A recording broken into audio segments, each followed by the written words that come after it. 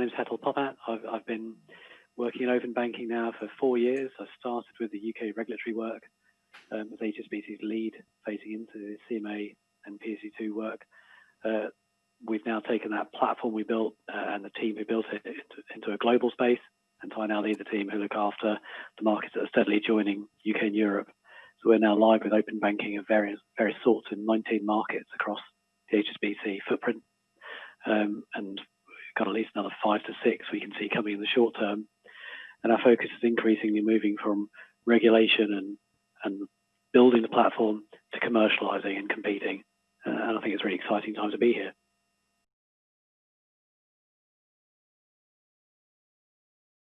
Big lesson is around commercialization, and here there's an inherent tension between regulation and market actors. We needed regulation to drive this. I think we've seen that in multiple markets. It's very hard to get this off the ground without a coordinating actor. This isn't mapping or media. We have a very small number of dominant firms. Banking is a very fragmented industry globally. So without somebody to bring us together, it's hard to force an ecosystem into place. On the other hand, if there isn't a commercial incentive to build and grow that ecosystem, then you don't get what you really want, which is customer-centric development. So I think, Rory, you and I have been working closely together over the last 6 months on the piece for UK finance. I think how the UK transitions from a regulatory-led process that has been very effective in creating this ecosystem, but now gives birth to a commercial ecosystem. I think that's going to be a real challenge for all of us to make happen.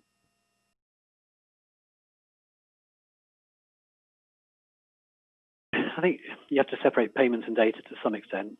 For payments, I think one of the key challenges is resilience. Thanks to firms like MasterCard, we have all got used to a world where payments work virtually flawlessly. So for any new rail to try and pick up and maintain that existing customer experience, it's pretty challenging. If I have a look at how we're performing now, we're better than 99% up for open banking payments. So by most measures, that's extremely good for a very young channel, but it's not as good as a credit card. And we have some work to do to get to that point. And until I think you hit those levels of resilience, it's going to be very hard to bring merchants and customers to use this because there is an existing well-functioning ecosystem. I think the second gap on payments is around customer protection. If we just look at the pandemic and the impact that's had on all of us as personal customers, if you'd made a payment via a fast payment for a holiday, you have no protection. If you've made it via a credit card, you have substantial protection in most markets, whether that's via legal instruments or via chargeback and other scheme rules. So right now, if you're making a high-value payment, which one would you choose to make, even if the technical rail were fully resilient for direct bank-to-bank payments? So until we address some of those gaps, I think we should expect there will be a slow rate of uptake for certain use cases. And so for me, if payments is going to take off in open banking, or when payments are going to take off, it needs to be addressing new use cases which don't need those same features. And there are many use cases where credit cards don't work. The problem with being unilateral is I can't commercialize if I'm the only firm who's exposing the data. I've already got that data.